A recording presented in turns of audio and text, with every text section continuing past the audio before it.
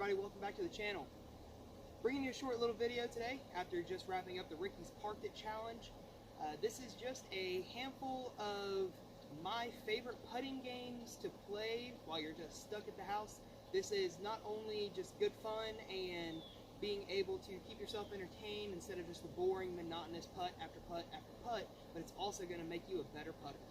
So, let's get into my favorite games to play while putting to make you effective on the green no matter what course you're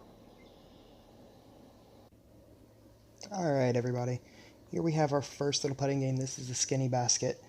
I basically just took some string and cinched the chains together just below the band to be about half to a quarter the width of normal. So what this is going to do is definitely improve your accuracy. It's, you can see here I hit chains on one and it didn't stick like that one there. It's going to really focus on putting them right in the dead center. Second one is kind of inspired by Paul Macbeth here. This is called painting the pole. And it's simple. You just take the chain rack off of your basket and you putt straight at the pole. This also works on accuracy, but it really hammers home control as well, because you can't just slam right into the pole and expect it to, stick, because see there, it popped right out, bounced out. You've got to hit the pole just perfectly with enough control and the right angle to get it to drop down into the basket. It's really going to help on some of those baskets that just doesn't seem to catch very well. Alright, this next one is called the Mando. I call this one the Mando in the middle. I put a stake in the ground. I'm just using a big tree branch that I sharpened on one side.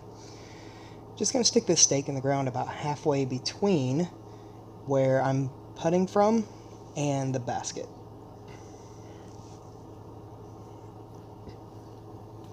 I'm going to move back to my lie here and just kind of pick up my putters and make sure that your putting lie is directly in line with both the basket and that Mando pole. And I kind of give myself about that PDGA, 8 inches wide to be able to kind of shift my foot and then work on hyzer putt on one side and anhyzer putt on the other. This is really going to get those putting angles down to be able to putt around little obstacles, especially if you're putting in the woods.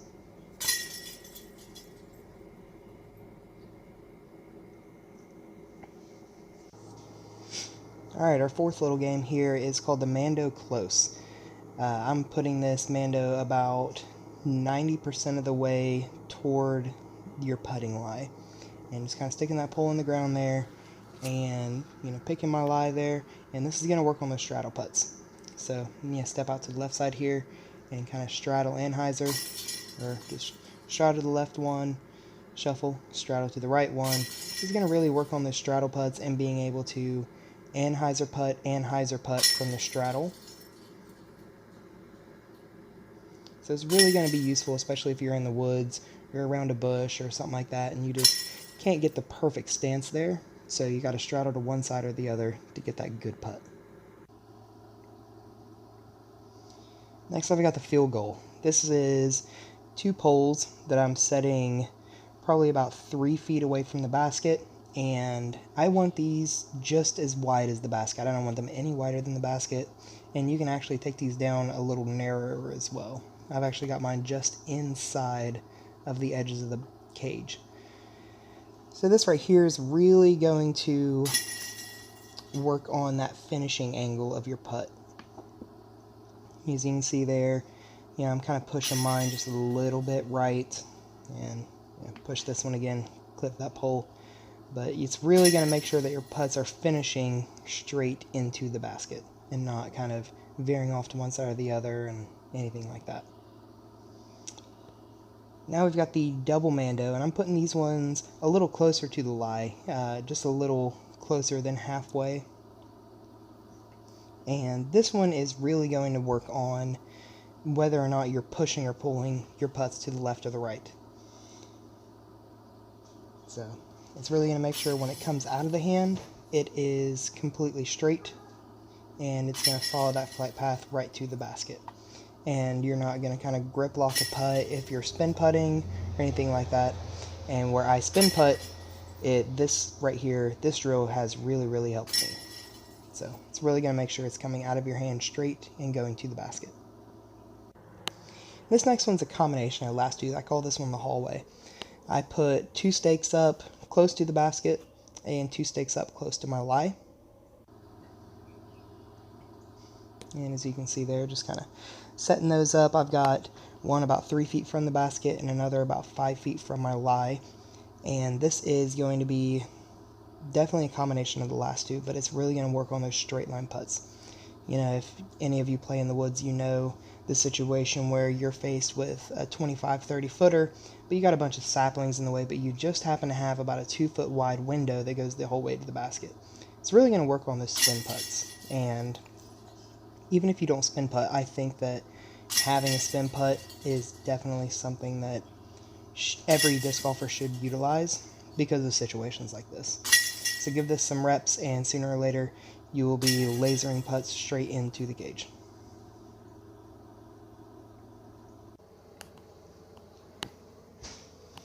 Alright, I call this one the field goal left and field goal right. I'm basically putting, a couple stakes about a foot in front of the basket and about a foot and a half to each side. And then one about in the middle, but probably about 3 feet in front, making a little triangle in front of the basket pointing back to you. So basically here we're going to kind of set up, and you can straddle a little bit here. I straddle putt on these right here. It kind of feels a little more comfortable. And you're going to work on trying to anhyzer and hyzer back into the basket, and just do that, back and forth a few times. And it's just going to work on your anhyzer and your hyzer putts. This one's pretty straightforward. And the last one is 2 versions. It's called the over the bar or over bar. You're going to set up 2 poles, probably about 2 foot apart, maybe 3 foot apart, about halfway between your putting lie and the basket. And I use rubber bands here, but you can use some string, and attach another little stick or something like that up, halfway up those poles or something like that. I tried to put the pole about even with the band, and this is going to be simulating putting in the woods or anything like that where you're putting over some brush. If you're stuck behind a little bush or something like that, you can putt over it and have it drop into the basket. As you can see, I have trouble with this one, so I definitely need to work on this drill a little more. But this also does good for death putts with a lot of downhill behind the basket or danger very close behind the basket, because this miss doesn't go far. It's going to drop hopefully right at the basket. And version 2 of this is the upside down putter, and this really emphasizes that going up and then straight back down motion of that putt. An upside down putter typically wants to fall out of the sky very quickly. It's really good in the wind, especially into a headwind. So there's a lot of uses for being able to putt with an upside down putter. And that's pretty much it.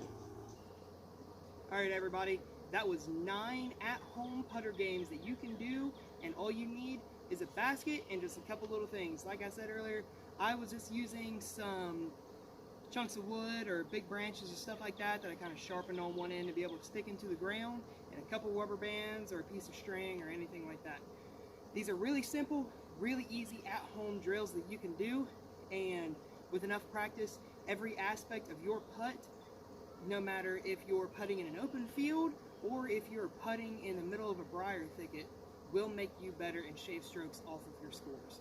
So, that being said, everybody, stay safe, and I'll see you guys in the next video.